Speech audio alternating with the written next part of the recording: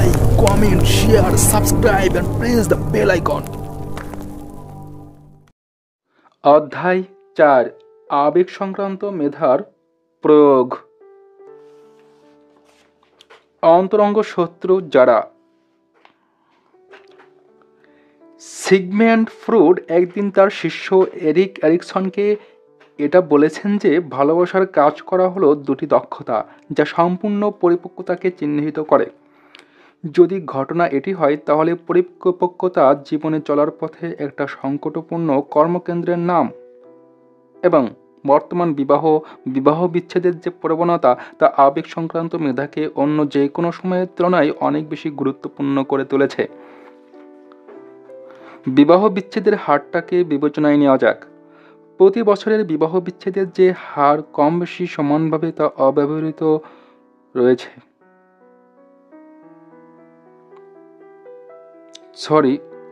রয়েছে, কিন্তু বিবাহ বিচ্ছেদের হারটাকে হিসাব করার জন্য আরেকটা উপায় রয়েছে। এটা এই সংকেত দেয় যে এ হার বিপজ্জনকভাবে বেড়ে চলেছে। এ আধিক্যের দিকে তাকানো যেটা নতুন বিবাহিত দম্পতিদের বিচ্ছেদের মাধ্যমে তাদের বিবাহিত জীবনের ইতি টেনেছে তার হার প্রকাশ করছে। যদি সামগ্রিক বিবাহ বিচ্ছেদের এই ঊর্ধ্বমুখী হারটা থেমেছিল, তথাপি এর ঝুঁকিটা নতুন দম্পতিদের দিকে স্থানান্তরিত হয়েছিল। স্বামী স্ত্রীর মধ্যে যে বন্ধন এবং তাদের মধ্যে যে আবেগজনিত সমস্যা, তাই এই বন্ধন ছিন্ন করে তাদের আলাদা করে দেয়। সাম্প্রতিক বছরগুলোতে এটা আশঙ্কাজনক হারে বৃদ্ধি পেয়েছে। এক্ষেত্রে সম্ভবত একটা বড় সাফল্য আসতে পারে এটা উপলব্ধির মাধ্যমে যে কী করলে এই বিবাহ বন্ধন টিকে থাকবে বা বিচ্ছেদ রোধ করা যাবে। এক্ষেত্রে একটা বাস্তব বুদ্ধিগত মনস্তাত্ত্বিক পর্যবেক্ষণ করা যেতে পারে, যেখানে কোনো দম্পতির মুহূর্তে মুহূর্তে আবেগ সংক্রান্ত মানসিকতার যে তারতম্য ঘটে তা অনুসরণ করতে হবে এবং তা কেন বিপরীতমুখী আচরণ করে তা বিশ্লেষণ করতে হবে। বিজ্ঞানীরা এটা চিহ্নিত করতে সমর্থ হয়েছেন যে অ্যাড্রিনাল থেকে এক ধরনের হরমোন ক্রোধের মুহূর্তে প্রচুর পরিমাণে নিঃসৃত হয় এবং তখন রক্তচাপ বেড়ে যায়। এটা স্বামীদের ক্ষেত্রে বেশি ঘটে, আর স্ত্রীদের ক্ষেত্রে আবেগের একটা ঢেউ ওঠে, তবে তা ক্ষণস্থায়ী হয়। এই মনস্তাত্ত্বিক পর্যবেক্ষণ একটা গোপন দেহতাত্ত্বিক কারণ প্রকাশ করেছে, যেটা একজোড়া দম্পতির সমস্যা আবেগজনিত বাস্তবতার জটিল স্তর, যেটা সাধারণভাবে তাদের একে অপরকে উপলব্ধি করেছে। এই পর্যবেক্ষণ সেই আবেগঘন শক্তিকে উন্মুক্ত করেছে যা কোনো সম্পর্ক ধরে রাখা বা ভেঙে দেওয়ার ক্ষেত্রে অনুঘটকের ভূমিকা পালন করে। এই ভুলের বিভক্তি রেখাটা একটি ছেলে এবং মেয়ের সম্পর্কের শুরুতেই তাদের আবেগময় জগতে অঙ্কিত হতে থাকে। ক্রমান্বয়ে তা স্পষ্ট হয় এবং একসময় তা তাদের মনোজগতে বিভক্তি দেওয়াল হয়ে তাদেরকে আলাদা ঘরের আলাদা কোণে বা ঘরের সঙ্গী করে তোলে। তার তথা ছেলে বিয়ে এবং তারও তথা মেয়ে ওসবের শিকড়। সাম্প্রতিক সময়ে এক সন্ধ্যায় আমি একটি রেস্টুরেন্টে ঢুকতে যাচ্ছি।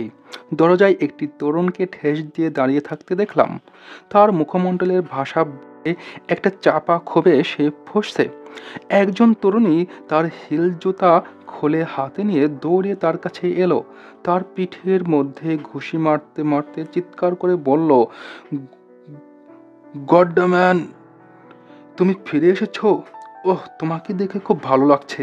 এই মর্মান্তিক অসম্ভব আত্মবিপরীতমুখী আবেদনের পিছনে পিছু হটানোর লক্ষ্যে এসব দম্পতিদের মধ্যে দেখা যায় যে সম্পর্কগুলো খুব বিবর্ণ ও হালকা হয়ে যাচ্ছে। মেয়েটি ব্যস্ত থাকার চেষ্টা করেন, ছেলেটি নিজেকে প্রত্যাহার করে নেন।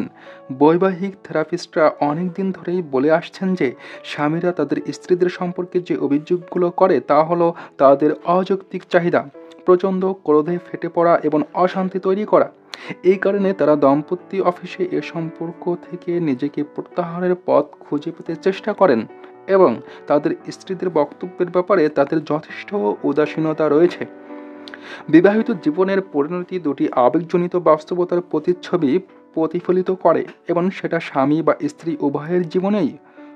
আবেগ সংক্রান্ত পার্থক্যের মূল হলো তার আংশিক জৈবিক।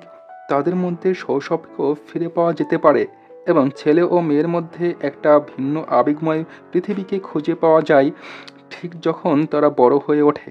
এই ভিন্ন আবেগের জগৎ নিয়ে অনেক গবেষণা হয়েছে।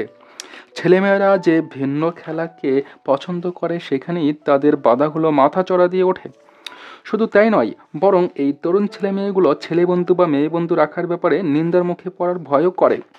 শিশুদের বন্ধুত্বের উপর একটা গবেষণায় দেখা গেছে যে 3 বছরের বাচ্চাও বলেছে তার বন্ধুদের মধ্যে অর্ধেকের বেশি হলো বিপরীত লিঙ্গের। 5 বছরের শিশুর বন্ধুদের মধ্যে বিপরীত লিঙ্গের হার শতকরা 20 জন। আর 7 বছরের কোনো ছেলেমেয়েই বলেনি যে তার বিপরীত লিঙ্গের বন্ধু আছে। কিশোর কিশোরীরা ডেটিং শুরু করার পূর্ব পর্যন্ত এই পৃথক সামাজিক পৃথিবী ছেলেমেয়েদের বন্ধুত্বের ক্ষেত্রে একটা বেড়া দিয়ে রাখে বই কি। ইতোমধ্যে ছেলে এবং মেয়েদের আবেগ নিয়ন্ত্রণের জন্য একেবারেই ভিন্ন পাঠ শিক্ষা দেওয়া হয়েছে। বাবা মায়েরা সাধারণত আবেগ নিয়ে কথা বলার সময় ছেলেদের চেয়ে মেয়েদের সঙ্গে ভিন্ন ভাষায় কথা বলেন, যেখানে শাসন বা রাগ মিশ্রিত থাকে।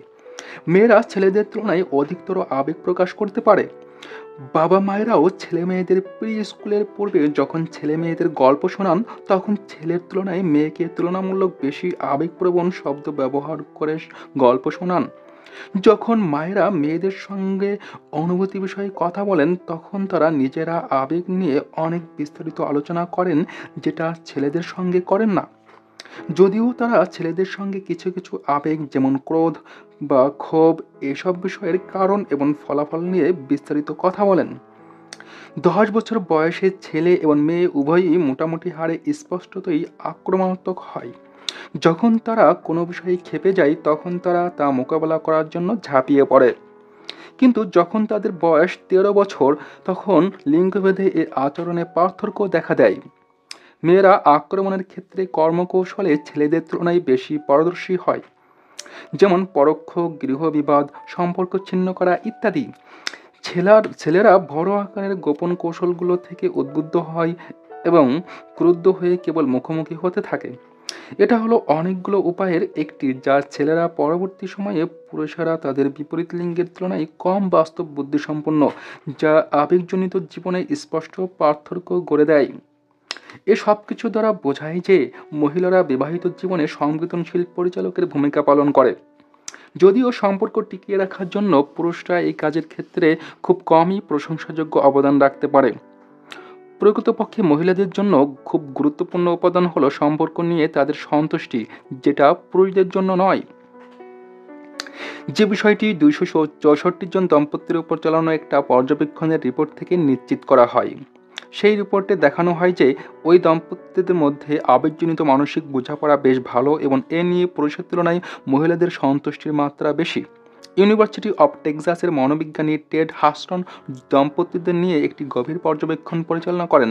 তিনি দেখেছেন যে স্ত্রীদের ক্ষেত্রে অন্তরঙ্গতা মানে হলো অন্যের সঙ্গে ঘনিষ্ঠ হয়ে কথা বলা, বিশেষ করে নিজে থেকে নিজেদের সম্পর্ক নিয়ে কথা বলা।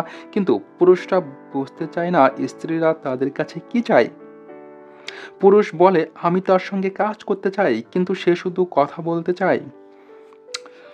হাস্টন দেখেছেন বিয়ের আগের প্রেমের সময় পুরুষরা বেশিরভাগ সময় সেভাবে কথা বলতে চায় যেভাবে কথা বললে তাদের প্রেমিকার সঙ্গে অন্তরঙ্গতা বৃদ্ধি পাবে।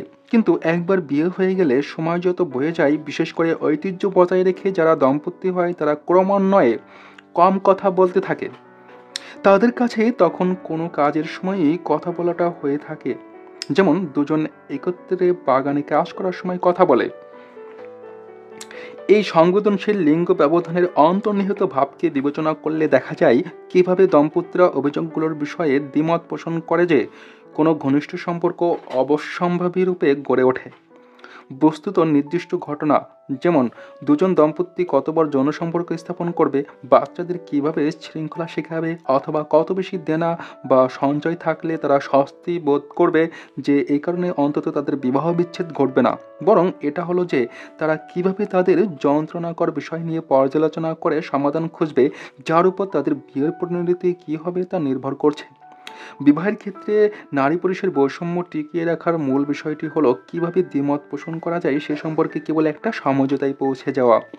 তাই এই পাথরে আবেগকে অনুমোদনের ক্ষেত্রে সহজাত লিঙ্গগত পার্থক্যগুলো পুরুষ এবং মহিলা উভয়েরই কাটিয়ে উঠতে হবে। এক্ষেত্রে ব্যর্থ হলে দম্পতিরা আবেগময় ফাইলগুলোর জন্য ঝুঁকির মধ্যে পড়ে, যা শেষ পর্যন্ত তাদের সম্পর্ক ছিন্ন করতে পারে। আমরা যেমনটা দেখতে পাই যে এই ফাইলগুলো বেড়ে যাওয়ার অনেক বেশি সম্ভাবনা থাকে যদি এ দম্পতিদের একজন বা উভয়েরই মা বাবার আবেগ সংক্রান্ত বুদ্ধিতে কোনো ঘাটতি থাকে। বিষাক্ত চিন্তা, নিরীহ শিকার হওয়ার বা ক্রোধ মিশ্রিত ধার্মিক হওয়ার কথা ভাবা বিবাহিত অংশীদারদের মধ্যে সাধারণত বিবাহ সংক্রান্ত ঝামেলা তৈরি করে। এতে ক্রমাগত ক্রোধ তৈরি করে ও অন্তর্গত দহন বৃদ্ধি করে। আর ধার্মিক ক্রোধের মতো কষ্টদায়ক চিন্তাগুলো একবার স্বয়ংক্রিয় হয়ে উঠলে তারা বরাবরের জন্য স্বনিশ্চিত হয়। তখন বিবাহিত অংশীদারদের মধ্যে যে এটা অনুভব করে যে সে বঞ্চনা বা নির্যাতনের শিকার হচ্ছে, সে ক্রমাগত তার অংশীদার যা কিছু করে তা নানা কায়দায় তুলে ধরে এই দৃষ্টিভঙ্গিটাকে নিশ্চিত করতে যে সে তার দ্বারা বঞ্চনা বা নির্যাতনের শিকার হচ্ছে। এই চিন্তাগুলোর ক্ষমতা অনেক বেশি। এগুলো স্নেহ পদ্ধতির দিকে যাত্রা করে। যখন কোনো স্বামী বা স্ত্রী এটা ভাবে যে সে তার স্ত্রী বা স্বামী কর্তৃক নির্যাতিত হচ্ছে, তখন সে তার আবেগ দ্বারা তাড়িত হয়, তার স্বাভাবিক বিবেচনা বোধ হ্রাস পায় এবং তার মনে হতে থাকে যে তার কোনো দোষ নেই। অন্যায়ভাবে তার স্বামী বা স্ত্রী তাকে শিকারে পরিণত করছে, তাকে অবজ্ঞা করছে অথবা মূল্যায়ন করছে না। এই অবস্থায় তার বিবাহিত পার্টনারের প্রতি তার অনাস্থা, ক্ষোভ, ঘৃণা এসব বাড়তে থাকে। আর এর পরিণতি হয় সম্পর্ক ছিন্ন হওয়ার মতো বিয়োগান্তক কোনো দুঃখময় ঘটনা, যা এখন অহরহই ঘটে চলেছে। বিবাহ সম্পর্কযুক্ত অংশীদার যারা এ ধরনের ঝামেলা থেকে মুক্ত, তারা কি হতে চলেছে তার আরও প্রাঞ্জল ব্যাখ্যা উপভোগ করতে পারেন এবং আবেগময় মুহূর্তগুলো তাদের আরও বেশি অনুভূতিপ্রবণ করে তোলে। তার আবেগের মুহূর্তে বাড়াবাড়ি কিছু হয়ে গেলে তা তারা সহজে নিয়ন্ত্রণ করতে পারেন। অন্যদিকে বিবাহ সম্পর্কযুক্ত অংশীদার যারা হতাশাবাদী অবস্থান গ্রহণ করেন, তারা চেতনাবোধের ক্ষেত্রে সংকীর্ণচিত্ত হতে পারেন। এই কারণে তাদের ক্রোধ বেড়ে যেতে পারে, মানসিকভাবে আঘাতপ্রাপ্ত হতে পারেন। অন্যথায় তাদের স্বামী বা স্ত্রী যা কিছুই করুক না কেন, তাই তাদের মর্মপীড়ার কারণ হতে পারে। তাদের অন্তর্জগতের মর্মপীড়া এবং হতাশাপূর্ণ মনোভাব অবশ্যই আরও বেশি সম্ভাবনা তৈরি করে যে তারা তাদের অংশীদারকে সান্ত্বনা দিয়ে অবজ্ঞা ও সমালোচনার আশ্রয় নেবে এবং এ ধরনের অংশীদার মোকাবেলায় অবজ্ঞার ফলস্বরূপ প্রতিরক্ষা এবং সম্পর্কের বন্ধনটাকে ছেঁড়ার সম্ভাবনা আরও বাড়িয়ে তোলে। সম্ভবত এ জাতীয় বিষাক্ত চিন্তার সবচেয়ে সংক্রামক স্বামীরা তাদের স্ত্রীদের প্রতি শারীরিকভাবে সহিংসতা চালায়। ইন্ডিয়ানা ইউনিভার্সিটি এর একজন মনোবিজ্ঞানী কর্তৃক পরিচালিত সহিংস স্বামীদের উপর একটি গবেষণায় দেখা গেছে যে এই লোকগুলো স্কুল মাঠের ভাড়াটে গুন্ডাদের মতো চিন্তা করে। তারা তাদের স্ত্রীদের দ্বারা এমনকি নিরপেক্ষ পদক্ষেপকেও প্রতিকূল অভিপ্রায় বলে গণ্য করে এবং তাদের এই ভুল চিন্তার দ্বারাই তারা নিজেদের সহিংসতাকে বিবেচনা করে।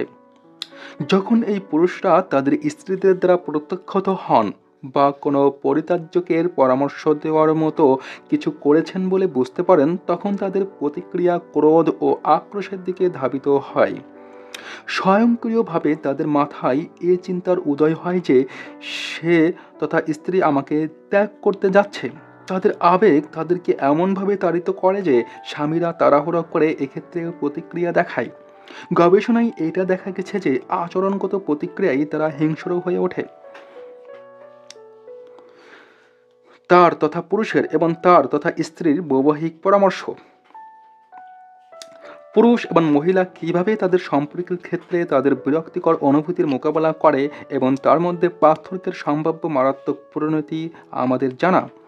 দম্পতিরা একে অপরের প্রতি যে প্রেম ভালোবাসা অনুভব করে তা অক্ষুণ্ণ রাখার জন্য তারা কি করতে পারে? সংক্ষেপে বলা যায়, তারা কিভাবে তাদের বিয়েটাকে টিকিয়ে রাখতে পারে।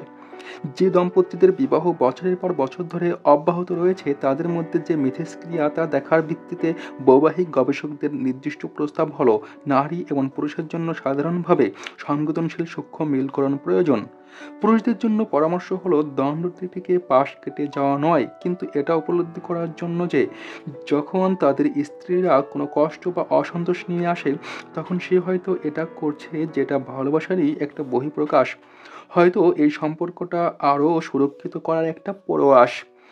যখন অভিযোগকে উৎসাহিত করা হয় তখন তা বিস্ফোরিত না হওয়া অবধি তীব্রতা তৈরি করতে থাকে। যখন সেগুলো পরিচালিত হয় এবং কাজ করে তখন চাপটি কমে যায়। কিন্তু স্বামীদের উপলব্ধি করা প্রয়োজন যে ক্রোধ বা অসন্তোষ ব্যক্তিগত আক্রমণের সমার্থক নয়। তাদের স্ত্রীদের আবেগগুলো প্রায়ই সরলরেখা বরাবর থাকে। বিষয়টি সম্পর্কে তাদের অনুভূতির যে শক্তি, আবেগ তার উপরই জোর দেয়। মহিলাদের ক্ষেত্রে উপদেশটি সম্পূর্ণ সমান্তরাল।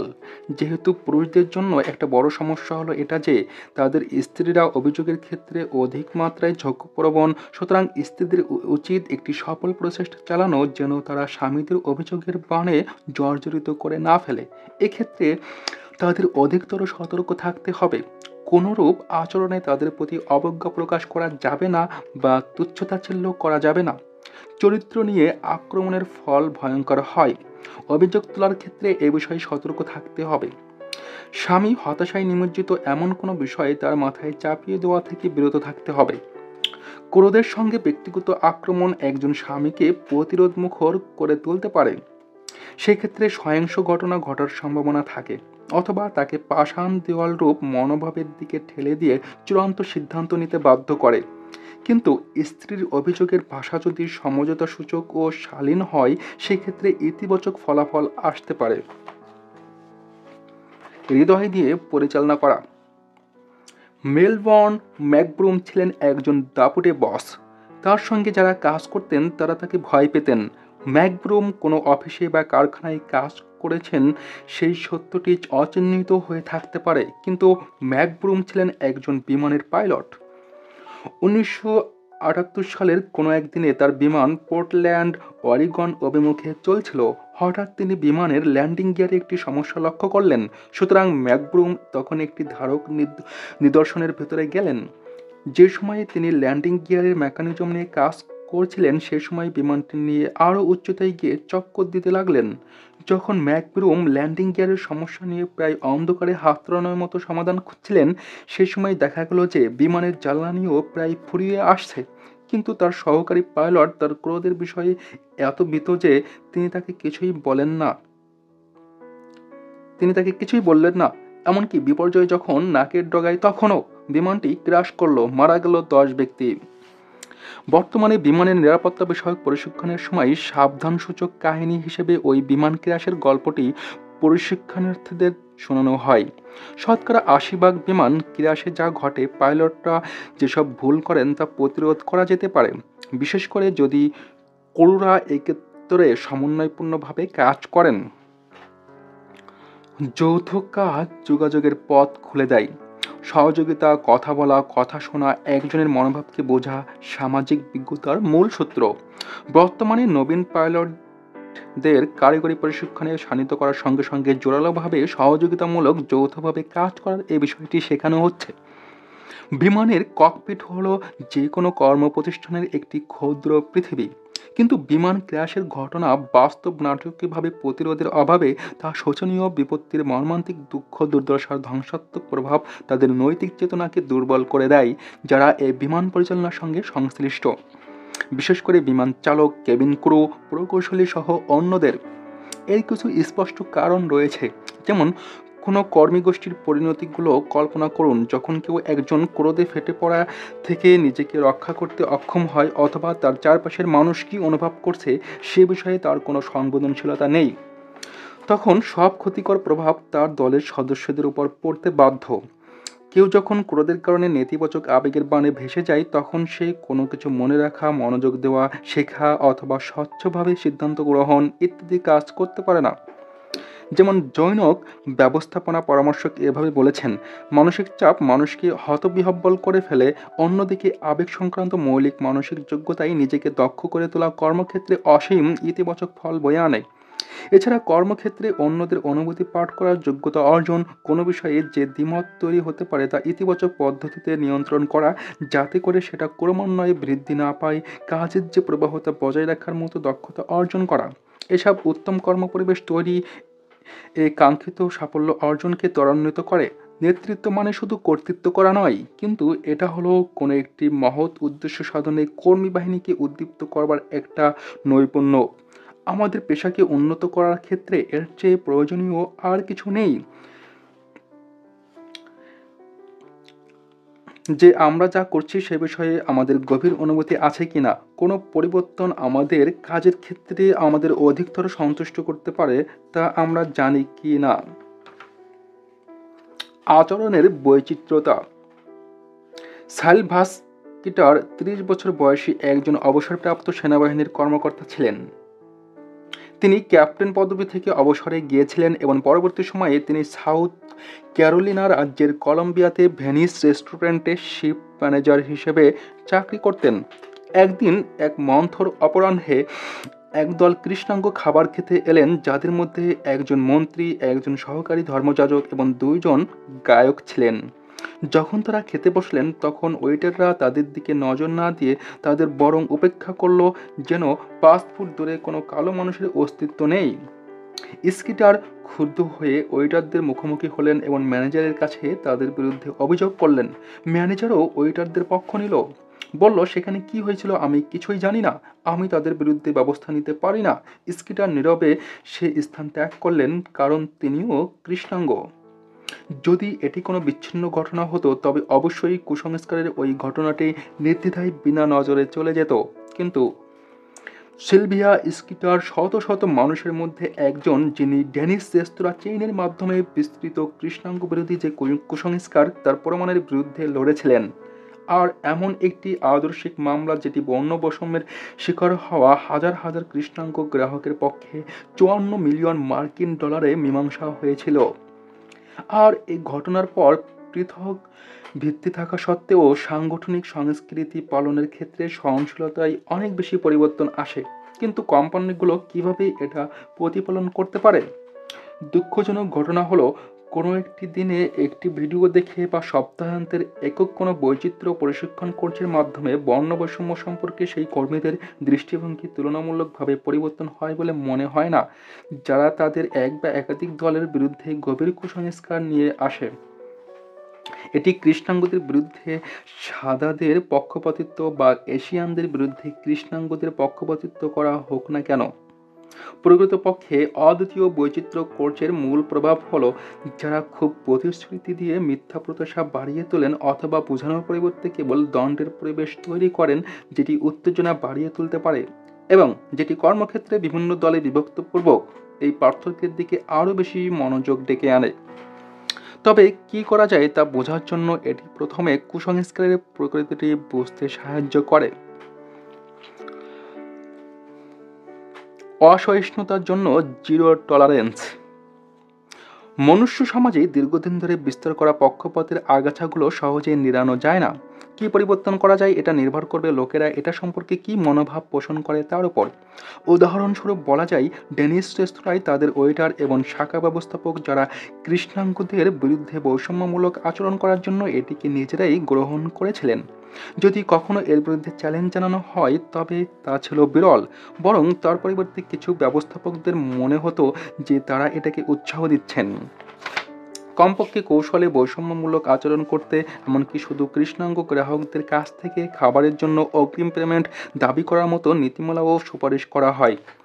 কালোদের উপেক্ষা করতে বহুল প্রচারিত বিনামূল্যে জন্মদিনের খাবার তাদের ক্ষেত্রে অস্বীকার করা বা রেস্তোরাঁ দরজা তালা দিয়ে রাখা, এবং যদি একদল কৃষ্ণাঙ্গ গ্রাহক আসে তবে দরজা না খোলা।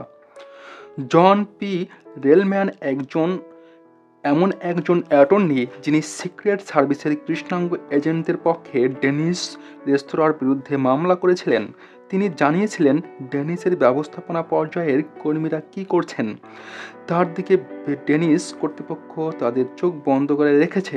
অবশ্যই এখানে কিছু বার্তা থাকতে পারে যা স্থানীয় বর্ণবাদীদের চরম প্রবণতাগুলো কার্যকর করার জন্য স্থানীয় পরিচালকদের বাসস্থান তাদের জন্য উন্মুক্ত করে দিয়েছিল। যদি কর্পোরেট সংস্কৃতিকে আরও সহিষ্ণু করার জন্য কুসংস্কারের বিষয়ে গবেষণার কোনো পাঠ থাকে, তাহলে এটি লোকদের বৈষম্যমূলক আচরণ বা হয়রানকারী আপত্তিজনক কৌতুকের বিরুদ্ধে, এমনকি স্বল্প মূল্যের কাজের বিরুদ্ধে কথা বলতে উৎসাহিত করে। একটি গবেষণায় দেখা গেছে, যখন কোনো গোষ্ঠীর লোকেরা কাউকে নৃতাত্ত্বিক অশ্লীলতা করতে শুনেছিল তখন তা অন্যকে ওই একই ধরনের কাজ করতে প্ররোচিত করেছিল। পক্ষপাতদুষ্ট হিসেবে আপত্তি জানানোর সহজ কাজটি একটি সামাজিক পরিবেশকে প্রতিষ্ঠিত করে যা এটিকে নিরুৎসাহিত করে এবং কিছুই না বলে শুধু তা প্রশংসিত হয়। এই প্রচেষ্টাতে কর্তৃত্বের পদে থাকা ব্যক্তিরা একটি গুরুত্বপূর্ণ ভূমিকা পালন করে। পক্ষপাতদুষ্ট আচরণের নিন্দা করতে তাদের ব্যর্থতা একটা স্পষ্ট বার্তা দেয় যে এ ধরনের কাজগুলো করতে তেমন বাধা নেই, তবে তিরস্কারের মতো ক্রিয়াকলাপ অনুসরণ করে একটি শক্তিশালী বার্তা প্রেরণ করে যে পক্ষপাতিত্ব তুচ্ছ কিছু নয় এবং এরও অনেক বাস্তব নেতিবাচক ফলাফল রয়েছে। এখানেও আবেগীয় বুদ্ধিমত্তার দক্ষতা হলো একটি সুবিধা, বিশেষত সামাজিকভাবে না জানার ক্ষেত্রে নয়, বরং কিভাবে পক্ষপাতের বিরুদ্ধে উৎপাদনশীলতার কথা বলতে হবে সেক্ষেত্রে। এ জাতীয় প্রতিক্রিয়াগুলো অতি জোরালো এবং কার্যকরভাবে ব্যক্ত হওয়া উচিত, যাতে করে সংশ্লিষ্ট সবাই তা স্পষ্ট ভাষায় শুনতে পায়। যদি পরিচালক এবং সহকর্মীরা এটি করেন বা এটি করতে শেখেন, তবে পক্ষপাতের ঘটনাটি খুব কমে যাওয়ার সম্ভাবনা থাকে। কিন্তু কর্মক্ষেত্রে বর্ণবাদ বা পক্ষপাতমূলক কুসংস্কারের বিরুদ্ধে লড়াই করা বন্ধ করে দিলে আমরা এটিকে সমূলে উৎপাটনের বৃহত্তর সুযোগ হারাবো। আর তাই এক্ষেত্রে আমাদের বিভিন্ন কর্মক্ষেত্রে প্রস্তাব দিতে পারে এমন সৃজনশীল এবং উদ্যোক্তা সম্ভাবনার সুযোগ গ্রহণ করতে হবে। যেমনটা আমরা দেখতে পাচ্ছি, বৈচিত্র্যময় শক্তি এবং দৃষ্টিভঙ্গির একটি কার্যকরী গ্রুপ যদি সামঞ্জস্যপূর্ণভাবে কাজ করতে পারে, তবে বিচ্ছিন্ন হয়ে কাজ করার লোকদের চেয়ে আরও উন্নত, আরও সৃজনশীল এবং আরও কার্যকর সমাধান বের করা সম্ভব।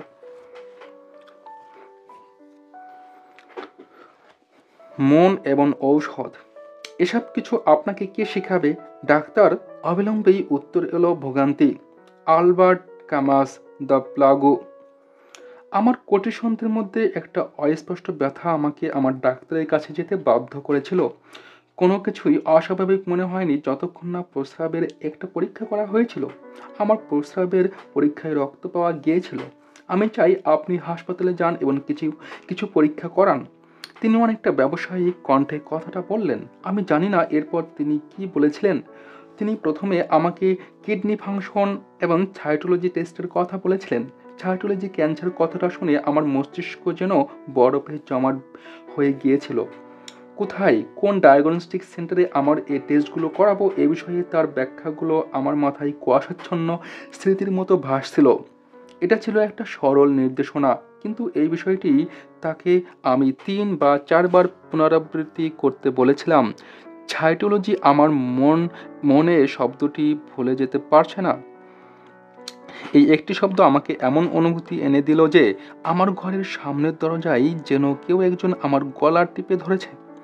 কেন আমার মনের মধ্যে এত শক্তিশালী নেতিবাচক প্রতিক্রিয়া হতে লাগলো?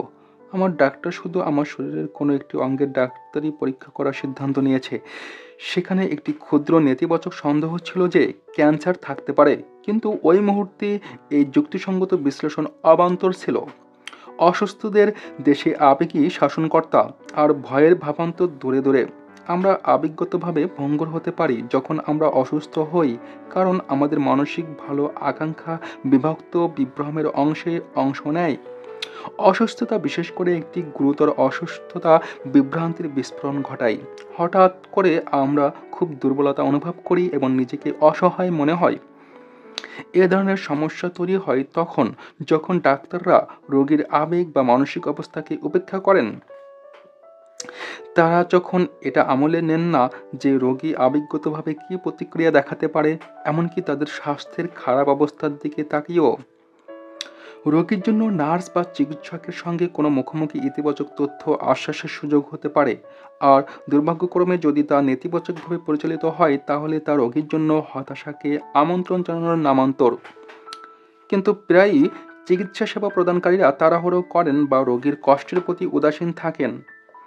এটা নিশ্চিত করতে অনেক দয়াদ্র সেবিকা এবং চিকিৎসক রয়েছেন যারা রোগীকে নিশ্চিত করবার জন্য সময় নিয়ে তাদের দেখভাল করেন এবং নিয়মিত কর্তৃপক্ষের কাছে রোগীর সব ধরনের তথ্য অবগত করান। কিন্তু পেশাগত পৃথিবীতে সবার যে প্রবণতা, তা প্রাতিষ্ঠানিকভাবে চিকিৎসাকর্মী কর্তৃক রোগীর দুর্বলতা সম্পর্কে অবজ্ঞা বা এগুলো সম্পর্কে কিছু করার ক্ষেত্রে খুব চাপ বোধ করছেন। চিকিৎসা পদ্ধতির কঠিন বাস্তবতার মধ্যে একটি বাস্তবতা হলো এই ক্ষেত্রে হিসাবরক্ষকরা ক্রমশ অধিক সময় কাটাচ্ছেন বলে মনে হয়। চিকিৎসা সেবা পুরো বাণিজ্যিক হয়ে যাচ্ছে।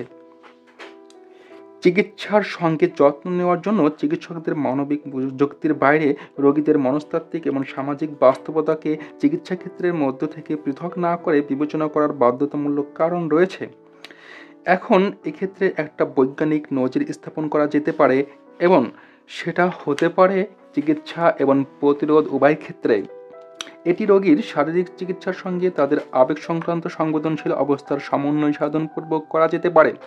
অবশ্যই যেটা সব অবস্থায় বা সব রোগের ক্ষেত্রে হবে এমনটা নয়, তবে ভয়ঙ্কর ধরনের রোগগুলোর ক্ষেত্রে প্রয়োগ করলে চিকিৎসা সেবায় একটি ভারসাম্যপূর্ণ আদর্শ মান গড়ে উঠবে। ঐতিহাসিকভাবে আধুনিক সমাজ ওষুধের মাধ্যমে রোগ নিরাময়ের লক্ষ্য নির্ধারণ করেছে। এই ক্ষেত্রে তারা রোগের ব্যাধি, রোগের কারণ এবং রোগের অভিজ্ঞতাকে মূল্যায়ন করেছে। রোগীরা কিভাবে চিকিৎসা সমস্যায় আবেগময় প্রতিক্রিয়া ব্যক্ত করছে তা উপেক্ষা করার জন্য তারা একটি নীরব ষড়যন্ত্রে লিপ্ত। তাদের সমস্যার এই দৃষ্টিকোণটি তারা বরাবর বজায় রেখেছে, অথবা সেই প্রতিক্রিয়াটাকে সমস্যাটার ক্ষেত্রে অপ্রাসঙ্গিক বলে উড়িয়ে দিচ্ছে। এই মনোভাবটি একটি চিকিৎসা মডেল দ্বারা শক্তিশালী করা হয়, যা মন শরীরকে কোন পরিণতিতে প্রভাবিত করে এই ধারণাটিকে পুরোপুরি খারিজ করে দেয়। তথাপি অন্যদিকে সমানভাবে একটি অনুৎপাদনশীল আদর্শ রয়েছে, এর ধারণাটি যে লোকেরা কেবল নিজেকে সুখী করেই সবচেয়ে মারাত্মক রোগ থেকেও মুক্তি পেতে পারে, অথবা ইতিবাচক চিন্তার মাধ্যমে কিন্তু তারা প্রথমবার অসুস্থ হওয়ার জন্য একরকম দোষারোপ করে। এ মনোভাবের ফলাফলগুলো হলো নিরাময় সম্পর্কে সব বাক বিতর্কই বিস্তৃত বিভ্রান্তি ও ভুল ধারণা তৈরি করে, তা অসুস্থ মনের দ্বারা অনেক বেশি প্রভাবিত হতে পারে এবং সম্ভবত ফলাফল আরও খারাপ হতে পারে। কখনো কখনো লোকজন কোনো রোগ হওয়ার জন্য নিজেকে দোষী মনে করে, যেন এটি কোনো নৈতিক বিপর্যয় বা আধ্যাত্মিক অযৌক্তিকতার চিহ্ন। এই বিষয়ের প্রকৃত সত্যটি চূড়ান্তভাবে কোনো কিছুর মধ্যে নিহিত আছে। আমার লক্ষ্য হলো বৈজ্ঞানিক পদ্ধতিতে তথ্য বাছাইয়ের মাধ্যমে দ্বন্দ্বটি পরিষ্কার করার এবং অজানা বিষয়টিকে স্পষ্ট উপলব্ধির মাধ্যমে একটা মাত্রায় পৌঁছানো, যেটা আমাদের আবেগ এবং আবেগ সংক্রান্ত বুদ্ধিমত্তা, যা আমাদের স্বাস্থ্য এবং রোগের একটি অবিচ্ছেদ্য অংশ, তা পরিষ্কার করে তুলে ধরে। চিকিৎসা সেবায় আবেগ সংক্রান্ত বুদ্ধিমত্তা প্রয়োগ। দিনটি ছিল একটি রুটিন চেকআপের। আমার প্রস্রাবে কিছু রক্ত দেখা গেছে, তাই আমার ডাক্তার পুনরায় আমাকে পাঠিয়েছে একটি ডায়াগনস্টিক সেন্টারে আরেকটা পরীক্ষার জন্য, যেখানে রেডিওথেরাপির সঙ্গে একটি ইঞ্জেকশন নেওয়ার ব্যাপারও ছিল। আমি একটা টেবিলে শুয়েছিলাম, একটা এক্স-রে মেশিন আমার কিডনি এবং ব্লাডারের ছবি তুলল। আমার সঙ্গে ছিল আমার এক ঘনিষ্ঠ ডাক্তার বন্ধু। যখন এক্স-রে মেশিনটি স্বয়ংক্রিয়ভাবে চালু হলো, তখন আমার ডাক্তার বন্ধুটি ওই রুমে বসা ছিল। এক্স-রে মেশিনটি যখন বিভিন্ন কোণে ছবি তোলার জন্য নিজে নিজে ঘুরছিল, আমি তখন ভয় পেয়ে গিয়েছিলাম। এই পরীক্ষাটি করতে প্রায় 1.5 ঘন্টা সময় লেগেছিল। শেষের দিকে একজন কিডনি বিশেষজ্ঞ দ্রুত রুমে প্রবেশ করলেন, চটজলদি নিজের পরিচয় দিলেন এবং এক্স-রেটি স্ক্যান করতে অদৃশ্য হয়ে গেলেন। তারা কি দেখেছিল তা আমাকে দেখাতে আর ফিরে আসেননি। আমরা যখন পরীক্ষার ঘর থেকে বের হচ্ছিলাম, তখন আমি আর আমার বন্ধু নেফ্রোলজিস্টকে পাশ কেটে এলাম। পরীক্ষায় নড়বড়ে ও কিছুটা বিব্রত বোধ করেছিলাম। ফলে সারা সকাল জুড়ে আমার মনে যে প্রশ্নটি ছিল তা জিজ্ঞেস করার মতো মনের অবস্থা আমার ছিল না। কিন্তু আমার সঙ্গে আসা আমার সেই ডাক্তার বন্ধু ডাক্তারকে জিজ্ঞেস করলেন। তিনি বললেন, ডক্টর, আমার এই বন্ধুর বাবা ব্লাডের ক্যান্সারে মারা গেছেন। তিনি খুব ভয় পাচ্ছেন আপনি তার ব্লাডের পরীক্ষায় কোনো ক্যান্সারের উপস্থিতি পেয়েছেন কিনা তিনি জানতে চান। তিনি স্পষ্ট জবাবে বলে দিলেন যে অস্বাভাবিক কিছু পাওয়া যায়নি। আমার সবচেয়ে বেশি যত্নশীল একক প্রশ্ন জিজ্ঞেস করতে আমার যে অক্ষমতা, তা হাসপাতাল এবং ক্লিনিকগুলোতে প্রতিদিন 1000 বার পুনরাবৃত্তি হয়। চিকিৎসকের অপেক্ষাকারী রোগীদের উপর চালানো একটি গবেষণা থেকে দেখা গেছে যে তারা যে ডাক্তারের কাছে নিজেকে দেখাতে চাচ্ছেন, তাদের প্রত্যেকের মনে গড়ে 3 বা 4টি প্রশ্ন ছিল যা তারা ডাক্তারকে জিজ্ঞেস করতে চেয়েছিলেন। কিন্তু ওই রোগীরা যখন ডাক্তারের চেম্বার ছেড়েছিলেন, তাদের মধ্যে সবারই গড়ে একটা প্রশ্নের উত্তর মাত্র দেওয়া হয়েছিল। সেই অনুসন্ধান এ বক্তব্যই তুলে ধরেছিল যে ওষুধের দ্বারা আবেগিক চাহিদাগুলো পূরণ করা যায় না, আর উত্তর না দেওয়া প্রশ্নগুলো অনিশ্চয়তা, ভয় ও বিপর্যয়ের প্রতীক হয়ে দাঁড়ায়। ফলে তারা চিকিৎসা ব্যবস্থাগুলো ভালোভাবে বুঝতে অক্ষম হয়। সুতরাং হাসপাতালের রোগী হওয়া একটি ভয়ঙ্কর একাকিত্ব ও অসহায় অভিজ্ঞতা হতে পারে। কিন্তু কিছু হাসপাতাল এখন রোগীর সঙ্গে ঘনিষ্ঠ আপনজনদের মধ্য থেকে কাউকে থাকার ব্যবস্থা করছে। যে রোগীর রোগ সম্পর্কে এবং চিকিৎসা ব্যবস্থা সম্পর্কে অকিবহাল থাকবে এবং রোগীকে সঙ্গ দেওয়ার কারণে তার নিঃসঙ্গতার যে অসহায়ত্ব তা দূর হবে। এছাড়া কিছু হাসপাতালে রোগীকে দেখাশোনা এমনকি বাসার বাসার মতো তাকে অপছন্দসই খাবার রান্না করে খাওয়ানোরও ব্যবস্থা করে দেওয়া হয়। এটি একটি প্রশংসনীয় পদক্ষেপ, সে বিষয়ে কোনো সন্দেহ নেই। তবে তৃতীয় বিশ্বে সেটা বিদ্রুপাত্মক দৃষ্টিভঙ্গিতে টিকে আছে। শিথিলকরণ প্রশিক্ষণ রোগীদের লক্ষণগুলো নিয়ে আসা কিছু ঝামেলা মোকাবেলায় এবং সে সঙ্গে আবেগগুলোর সঙ্গেও সহায়তা করতে পারে, যা তাদের উপসর্গগুলো কমিয়ে দেয়। ম্যাসাচুসেটস মেডিকেল সেন্টার বিশ্ববিদ্যালয়ের জন কাবার্ড জিন মানসিক চাপ কমানোর একটি ক্লিনিক্যাল মডেল উদ্ভাবন করেন, যা রোগীদের জন্য মুগ্ধতা এবং যোগ ব্যায়ামের জন্য 10 সপ্তাহের কোর্সের ব্যবস্থা করে এবং এই প্রশিক্ষণের পর্বগুলো রোগীর আবেগ, স্মরণশক্তি, মানসিক চাপ কমানোর গভীর শীতলতার অনুশীলন ইত্যাদির উপর জোর দেয়। এই শিথিলকরণ পদ্ধতি এবং যোগব্যায়াম, যেটি ডক্টর ডিন অর্নিশ দ্বারা বর্ধিত, তা হৃদরোগের চিকিৎসার জন্য উদ্ভাবনী কর্মসূচির মূল বিষয়। এর সঙ্গে যুক্ত আছে কম চর্বিযুক্ত খাবার, বিশেষ করে যেসব হৃদরোগের অবস্থা স্থায়ীভাবে সংকটপূর্ণ। অর্নিশ আমাকে বলেন, শিথিলকরণ প্রশিক্ষণটা এই কর্মসূচির প্রধান অংশ। চূড়ান্তভাবে বলতে হয়, একজন সহানুভূতিশীল চিকিৎসক বা নার্সের চিকিৎসা মূল্য রয়েছে। তারা রোগীদের শোনাতে এবং তাদের কথা শুনতে সক্ষম। এর অর্থ হলো সম্পর্ককেন্দ্রিক যত্নকে উৎসাহিত করা। এক্ষেত্রে চিকিৎসক এবং রোগীর সম্পর্কগুলো নিজেই একটি তাৎপর্যপূর্ণ কারণ। এই সম্পর্কগুলো আরও তাৎপর্যপূর্ণভাবে গড়ে উঠতে পারে যদি চিকিৎসা শিক্ষায় আবেগ সংক্রান্ত মেধার প্রাথমিক সরঞ্জামাদি, বিশেষত আত্মসচেতনতা এবং সহানুভূতি ও শ্রবণ শিল্প অন্তর্ভুক্ত থাকে। পারিবারিক অগ্নি পরীক্ষা। এটি একটি পারিবারিক মর্মান্তিক ঘটনা। কাল এবং অ্যান তাদের 5 বছরের কন্যা লেসলিকে দেখিয়ে দিচ্ছে যে একটি সম্পূর্ণ ভিডিও গেম কিভাবে চালাতে হয়। কিন্তু যখনই লেসলি খেলতে শুরু করে, তখনই তার বাবা মা অতি আগ্রহে তাকে সাহায্য করতে উদ্যত হয় এবং পরস্পর বিরোধী আদেশ উভয় দিক থেকে উড়ে আসে। ডান দিক থেকে থাম থাম থাম। তার মা অ্যানের কণ্ঠের উত্তেজনা ক্রমে বাড়তে থাকে এবং লেসলি উদ্বিগ্ন হয়ে পড়ে। সে তার ঠোঁট কামড়ে ধরে। বিস্ফোরিত চোখে ভিডিও পর্দায় চিত্তাকর্ষক চলাচল এই নির্দেশনাবলী অনুসরণ করার জন্য নিজে নিজে সংগ্রামে করতে থাকে। দেখ, তুমি সঠিক লাইনে নেই।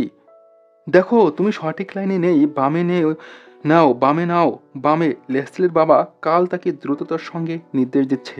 ইতোমধ্যে লেসলির মা অ্যানের চোখ হতাশায় ঘুরে গেল। চিৎকার করে বলল, থামো থামো।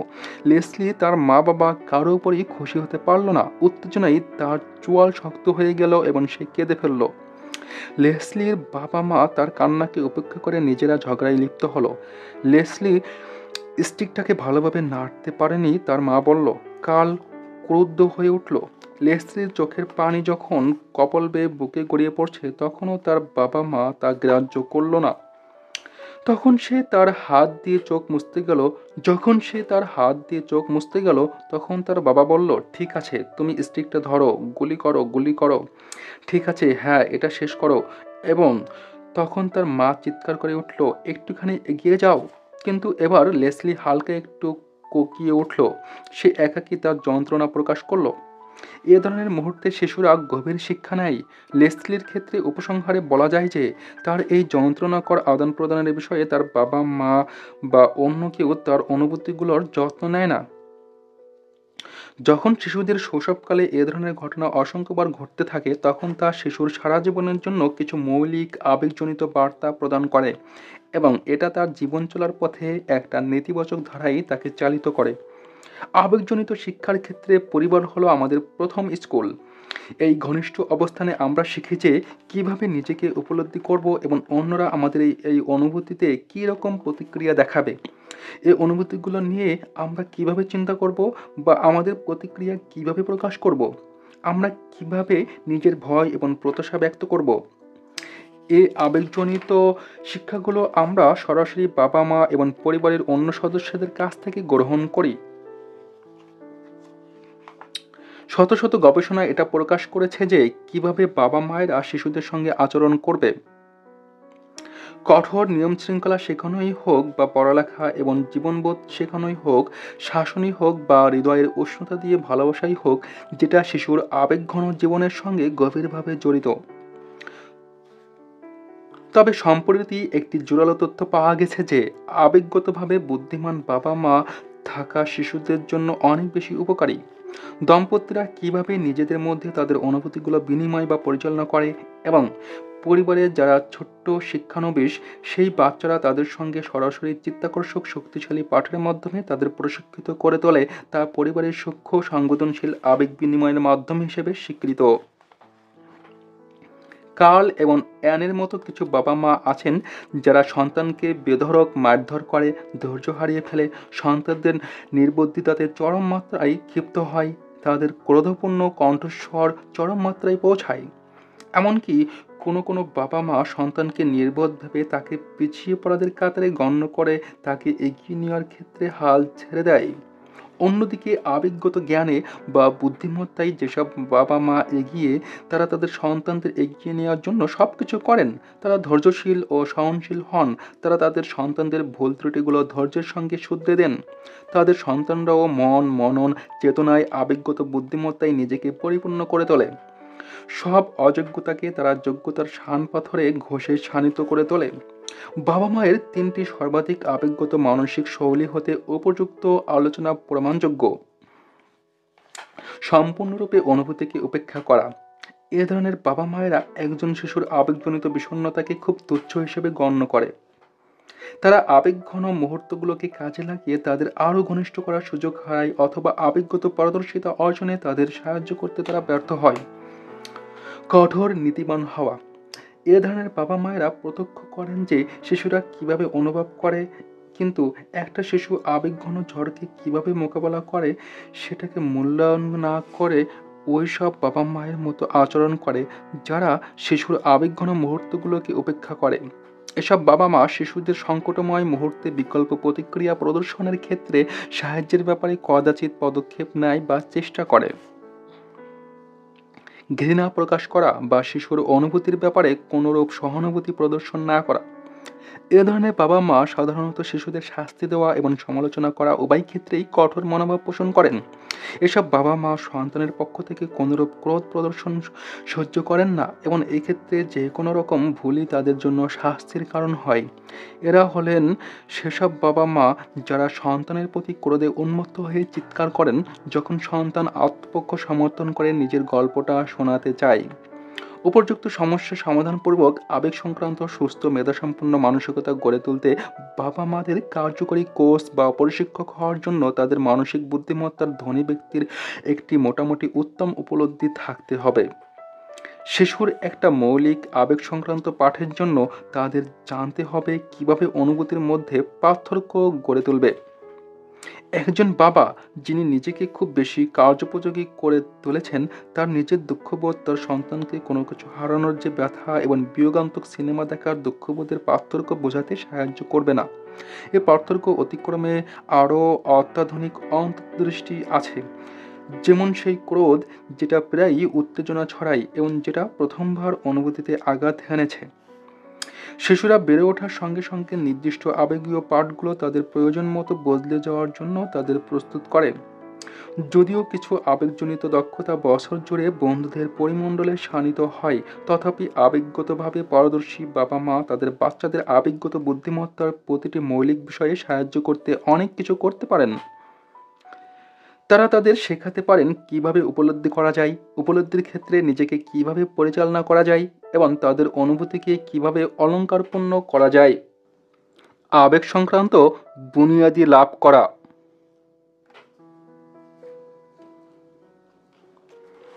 মনে করুন একটি 3 মাস বয়সী শিশু রাত 2টার সময় ঘুম থেকে জেগে কান্নাকাটি করা শুরু করলো। তখন তার মা তাকে কোলে তুলে নিয়ে আদর করতে লাগলো এবং বলতে লাগলো, আমার লক্ষ্মী সোনা, কি হয়েছে, কাঁদছো কেন, ভয় পেয়েছো? এই যে আমি আছি, কাঁদে না কাঁদে না।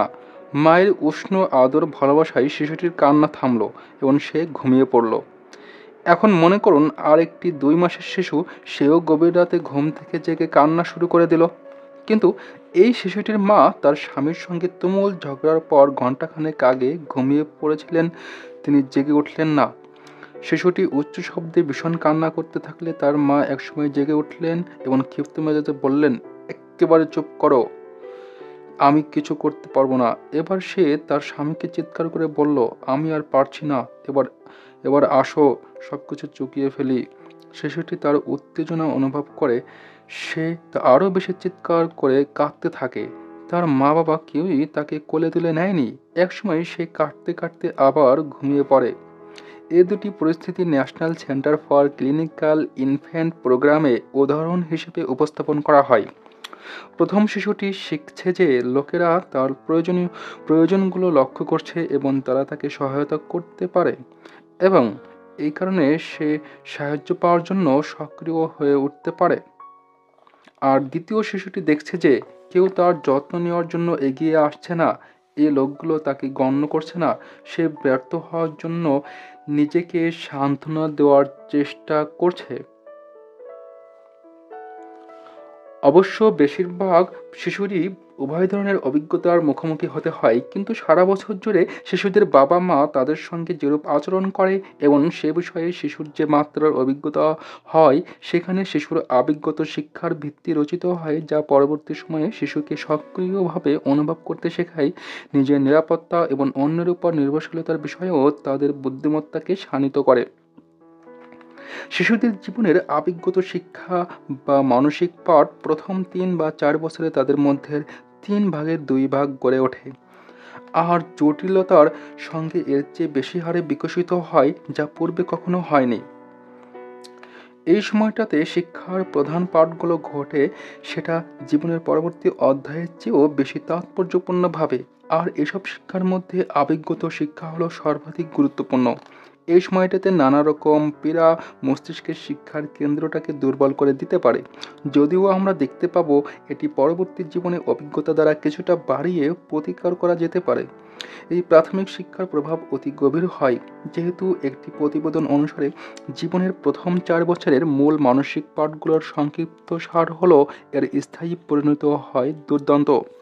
একটি শিশু যে তার মনোযোগের উপর দৃষ্টি নিবদ্ধ করতে পারে না, যে বিশ্বাস করার চেয়ে সন্দেহ করে বেশি, আশাবাদী হওয়ার চেয়ে বরং তার ভিতর ক্রোধ ও হতাশা বেশি, কারো প্রতি শ্রদ্ধাবোধ কম, সে উদ্বেগে পরাস্ত হয় এবং নিজের সম্পর্কে সবসময় অসন্তুষ্ট থাকে ও ভয়ঙ্কর কল্পনায় ডুবে থাকে। এ ধরনের শিশুরা সমান সুযোগ তো দূরের কথা, বরং খুব সামান্যই সুযোগ পায় এই সুন্দর বিশ্বমাতার যোগ্য সন্তান হিসেবে নিজেকে গড়ে তোলবার ক্ষেত্রে। মানসিক আঘাত এবং সংবেদনশীলতার পুনরুদ্ধার। সম সিট একজন কম্বোডিয়ান শরণার্থী। তার মুখটা দুঃখে মলিন হয়ে গেল যখন তার ৩ বছরের ছোট ছেলে AK-47 খেলনা মেশিনগান কিনতে চাইল। তার ছেলেদের বয়স ৬ বছর, ৯ বছর এবং ১১ বছর। তারা এই খেলনা বন্দুক দিয়ে স্কুলের সহপাঠীদের সঙ্গে খেলবে বলে তাদের মাকে জানালো, যেটাকে বলা হয় পার্ডি। এই খেলায় ভিলেন একটি সাবমেশিন গান দিয়ে শিশুদের হত্যা করে এবং শেষে সে নিজের দিকেই বন্দুক তাক করে। কখনো কখনো খেলাটা অন্যভাবে শেষ হয়, এই শিশুরাই ভিলেনকে হত্যা করে। ১৯৮৯ সালের ১৭ ফেব্রুয়ারি ক্যালিফোর্নিয়ার ক্লিভল্যান্ড এলিমেন্টারি স্কুলের বাগানে শখানেক বাচ্চা খেলা করছিল। হঠাৎ পার্ডি নামের একটি শিশু ৭.২২ mm গান নিয়ে বাগানের উপর এলোপাতাড়ি গুলি চালায় এবং এরপর নিজের মাথায় গুলি চালিয়ে আত্মহত্যা করে। সে ঘটনায় ৫ জন শিশু মারা গিয়েছিল এবং ২৯ জন আহত হয়েছিল। সেই বিপর্যয় থেকে বেঁচে যাওয়া শিশুদের মধ্যে থেকে কারো দ্বারা এই বন্দুক নিয়ে খেলাটার প্রবর্তন হয়েছিল এবং যেটার নাম হয়েছে পার্ডি। সেই স্মৃতি বেঁচে আছে বিরক্তিকর দুঃস্বপ্ন হিসেবে। শিশুরা যখন ঘুমিয়ে পড়ে তখন তাদের অরক্ষিত মনে এক ভীতিকর দুঃস্বপ্ন এসে হাজির হয়। এই দুঃস্বপ্ন ছাড়াও তারা উদ্বেগ উৎকণ্ঠায় ভেসে যায়। তাদের মনে হতে থাকে যে তারা খুব শীঘ্রই মারা যাবে।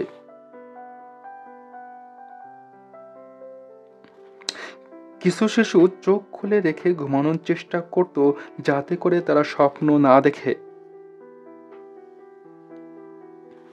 এসব প্রতিক্রিয়াগুলো মনোচিকিৎসক কর্তৃক উত্তম রূপেই জানা হয়েছিল, কারণ এগুলো মানসিক আঘাত পরবর্তী হতাশাজনিত সমস্যা বা পিটিএসডি নামে তাদের কাছে পরিচিত।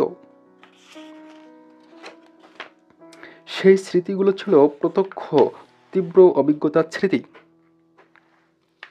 সেই ভয়ঙ্কর ছবিগুলির আওয়াজ, বারুদের গন্ধ, ছোপ ছোপ রক্ত, আর্তচিৎকার, নিথর স্তব্ধ মৃতদেহ আর পুলিশের ছোটাছুটি।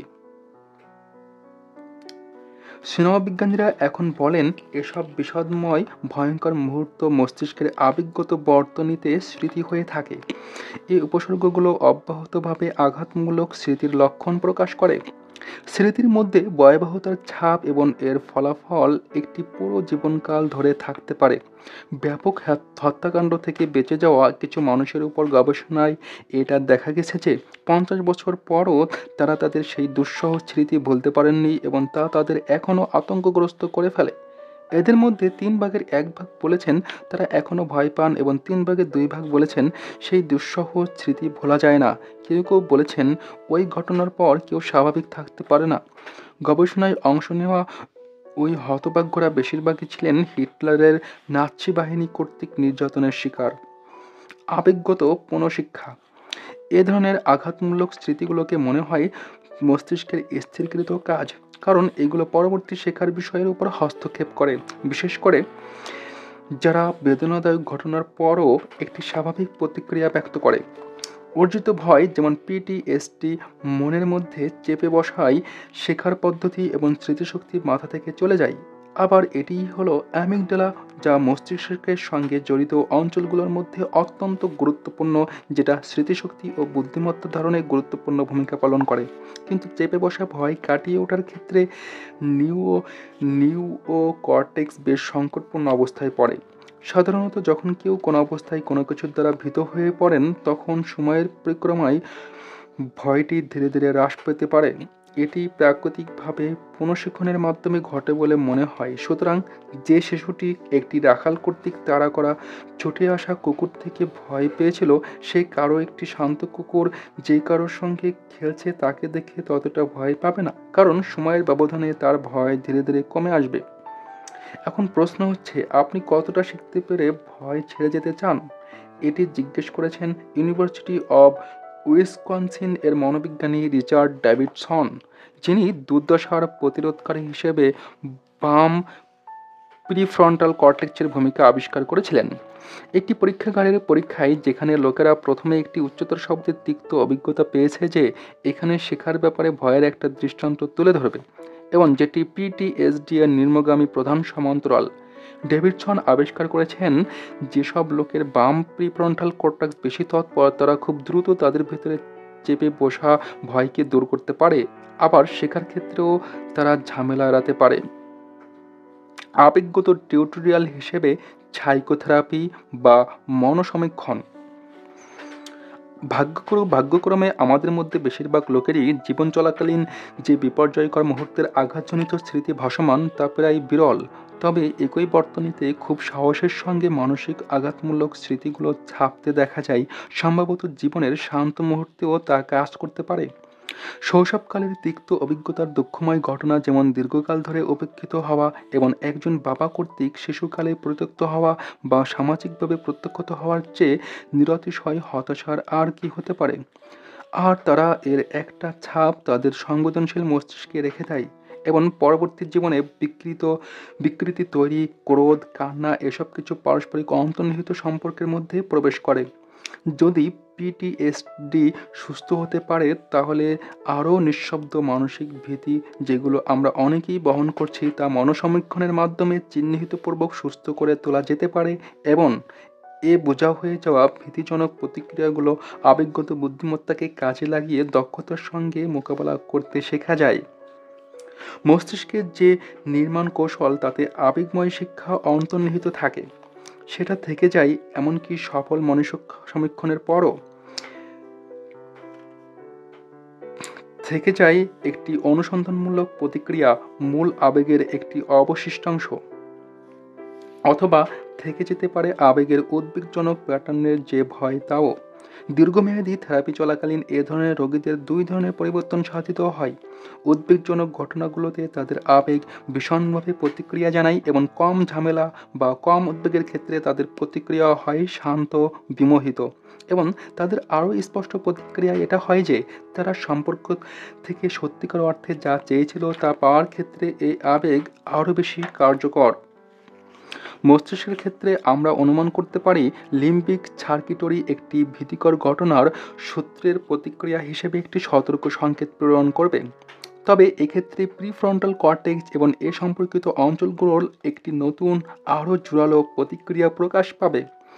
সংক্ষেপে বলা যায়, আবেগগত শিক্ষার যে পাঠ, এমনকি শৈশবের অভ্যাসগত শিক্ষার যে গভীর ভিত্তি তা রূপায়িত হতে পারে।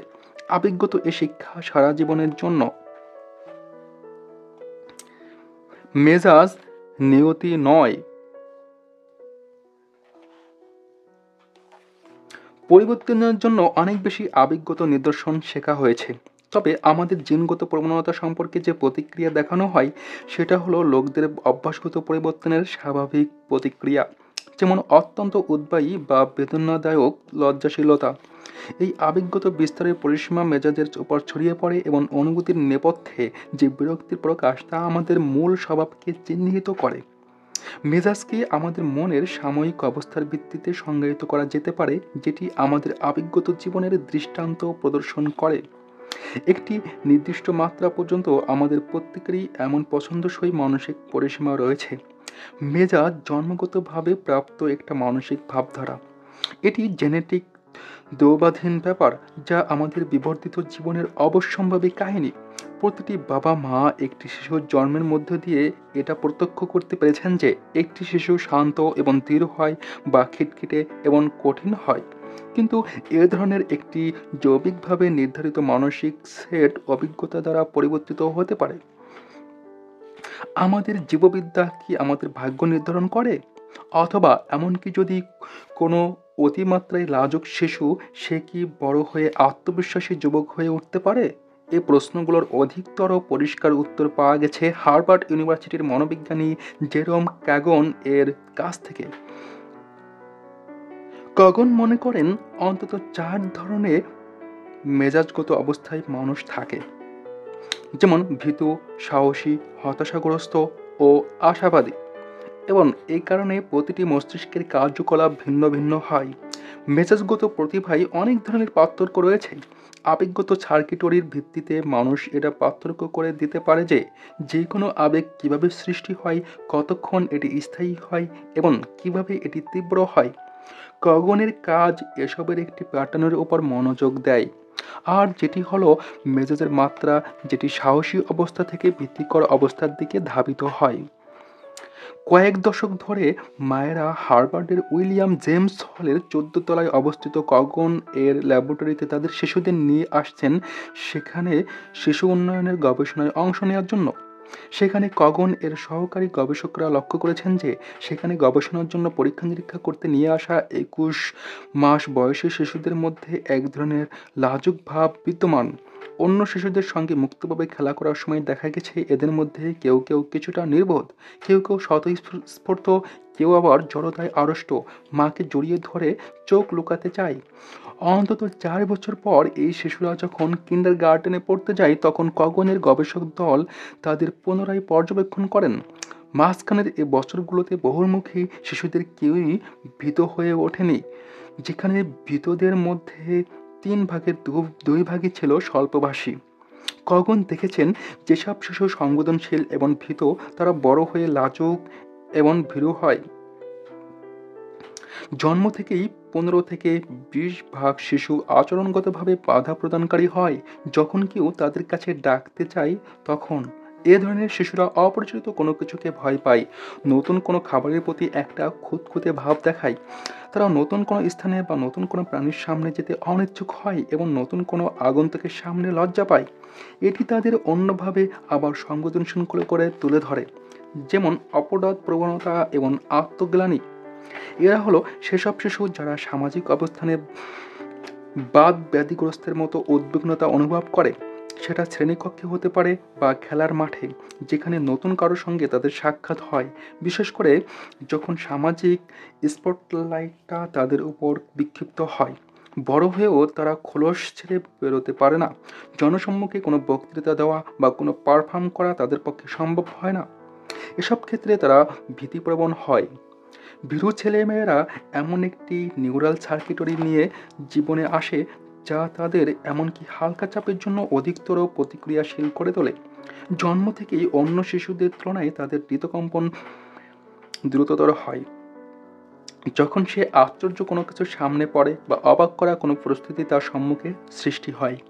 21 বছর বয়সের সেই স্বল্পবয়সী শিশুদের যখন খেলা থেকে ফিরিয়ে আনা হয়েছিল, তখন তাদের হৃদকম্পনের হার মেপে দেখা গিয়েছিল যে তা উদ্বিগ্নতায় ধাবিত হচ্ছিল। এ ধরনের শিশুদের ক্ষেত্রে সহজেই উদ্বিগ্নতা জাগিয়ে তোলে। তারা নতুন কোনো ব্যক্তি বা পরিস্থিতিতে এমন আচরণ করে যে যেন তা একটা সম্ভাব্য হুমকি ছিল।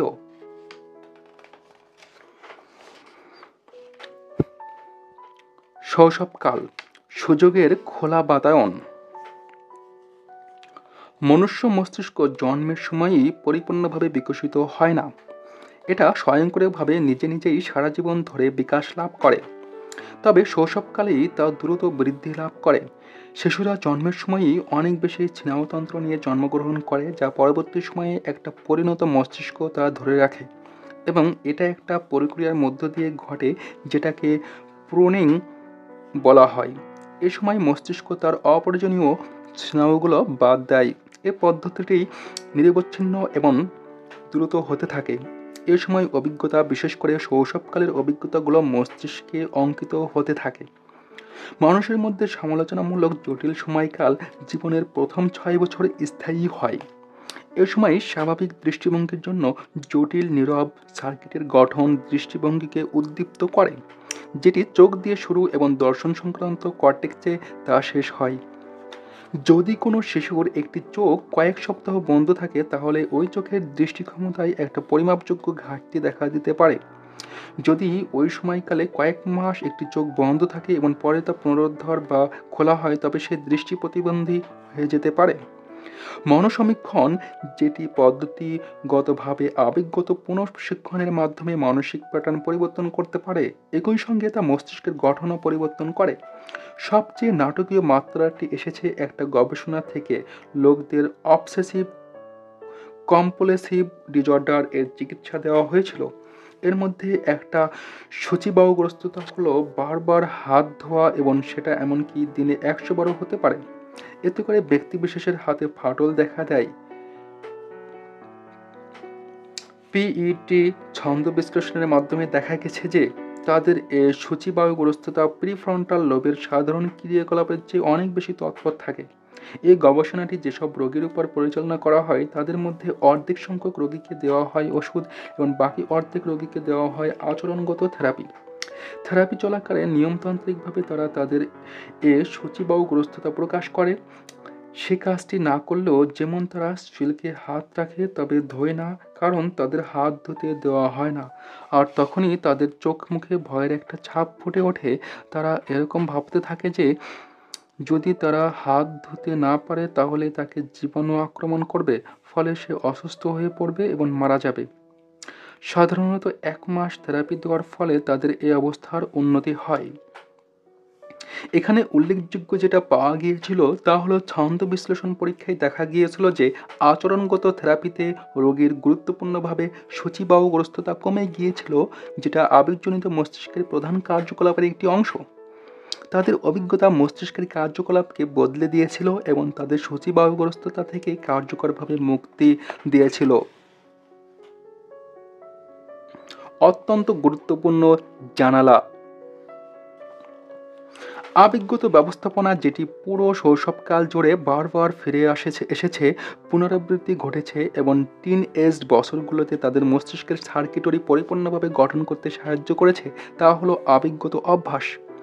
এটি শৈশবকালকে সুযোগের একটা গুরুত্বপূর্ণ জানালা হিসেবে তৈরি করে, যেটি সারা জীবনের জন্য উত্তম প্রবৃত্তির একটা কাঠামো দাঁড় করায়, মস্তিষ্কের স্নায়ু সংক্রান্ত স্থাপত্য অঙ্কিত করে, যেটি পরবর্তী জীবনে বদলে যাওয়া অত্যন্ত কঠিন হয়। আবেগগত শিক্ষার একটি অত্যন্ত গুরুত্বপূর্ণ পাঠ হলো শৈশবকালে যা শেখা যায় বা অর্জন করা যায় এবং পুরো শৈশবকাল জুড়ে যা পরিশোধিত হয় তা হলো মনের চরম বিমর্ষ অবস্থায় নিজেকে কিভাবে শান্ত বা স্বাভাবিক রাখবে। প্রতিটি ছোট শিশুর মনের প্রশান্ত ভাব দ্বারা গড়ে ওঠে তার তত্ত্বাবধায়কের মাধ্যমে। যেমন একজন মা যখন দেখেন যে তার শিশুটি কাঁদছে তখন তিনি তাকে কোলে তুলে নেন এবং যতক্ষণ না শিশুটি শান্ত হয় তিনি তাকে আদর করতে থাকেন। এই জৈবিক ব্যবস্থা এবং কিছু প্রস্তাব নিজের জন্য কিভাবে এটা করা যায় তা শিশুকে শেখাতে সাহায্য করে। 10 থেকে 18 মাসের একটি সংকটপূর্ণ সময়কালে প্রিফ্রন্টাল কর্টেক্সের অরবিট ফ্রন্টাল এরিয়া খুব দ্রুতই স্নায়ুতান্ত্রিক মস্তিষ্কের সঙ্গে সংযোগ তৈরি করে, যা এটিকে সংকটের অপসরণ বা বন্ধ করার মূল চাবিকাঠি রূপে তৈরি করে তোলে। এই শিশুরা যারা অগণিত পর্বের মাধ্যমে শান্ত হতে শেখে তা সংকট নিয়ন্ত্রণের ক্ষেত্রে মস্তিষ্ক সংশ্লিষ্ট সার্কিটের সঙ্গে দৃঢ়ভাবে সংযুক্ত থাকবে এবং এভাবে সারা জীবন ধরে তার মানসিক সংকট দূর করতে বা নিয়ন্ত্রণে এ শিক্ষা কার্যকর ভূমিকা পালন করবে। এ ধরনের শিক্ষাগুলো খুব স্বাভাবিকভাবে বাবা মায়ের কাছ থেকে শিশুদের কাছে আসে। বাবা মায়ের দ্বারা অন্তর্ভুক্ত হওয়া ভিন্ন ভিন্ন আবেগগত অভ্যাস রয়েছে তা গড়ে তোলার অর্থ হলো একটি শিশুর মানসিক চাহিদাকে স্বীকার করে নেওয়া এবং তার সঙ্গে মিলিত হওয়া। এসব বাবা মা শিশুদের শৃঙ্খলা শেখানোর ব্যাপারেও সহানুভূতিশীল। আবার এমন বাবা মাও আছেন যারা সন্তানের দুর্দশাকে উপেক্ষা করে, সন্তানের ভুল ত্রুটিকে মেনে নিতে পারে না, তারা চিৎকার করে এবং শিশুদের মারধর করে।